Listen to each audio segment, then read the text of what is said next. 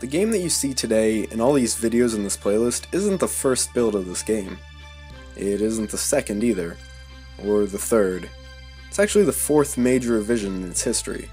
I thought I'd take a couple of minutes to go over where the game came from.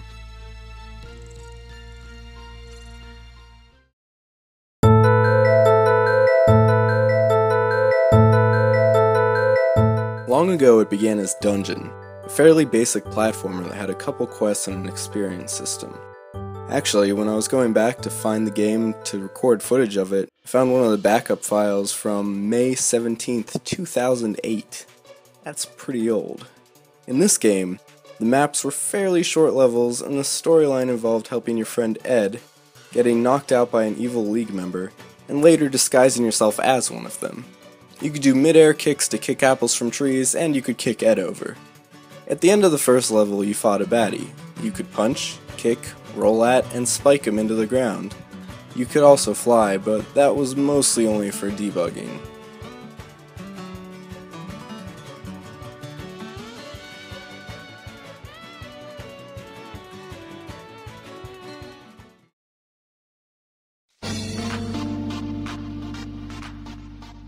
Next came Suburb, a game named after the city it mainly took place in.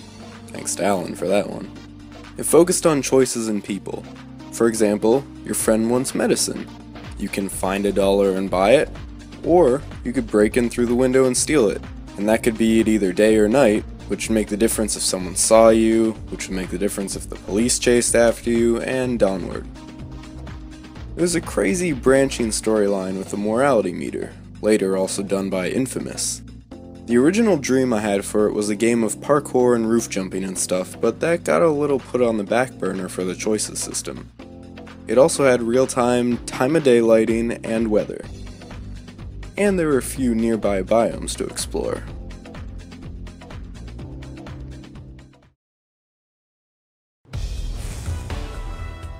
Next came Suburb 2, where I focused on the platforming to create what I call the momentum platforming that you see today, that being the smooth Sonic-like movement.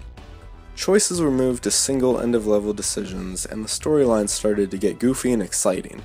It could connect to a server and you could see other players running around in your map. It was the very first experiment with large unsegmented chunks of terrain too. I don't have quite as much to say about this one as it was still fairly early in development when the next iteration came around.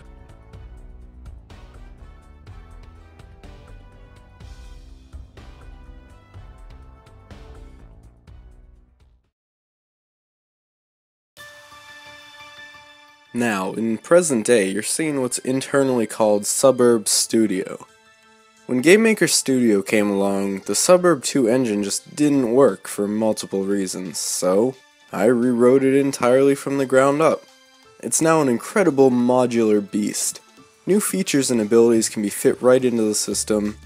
It has a new quest system, new dialogue system, new player abilities, tons of parkour things, a physics system, skeletal animation, so every character can do every action, and therefore will be playable, and can handle a single gigantic open world that you can also see other players playing online in. All that at least 10 times the frame rate of the previous games too. This is the culmination of everything put into the games so far. One super huge world that you can run through doing quests and exploring.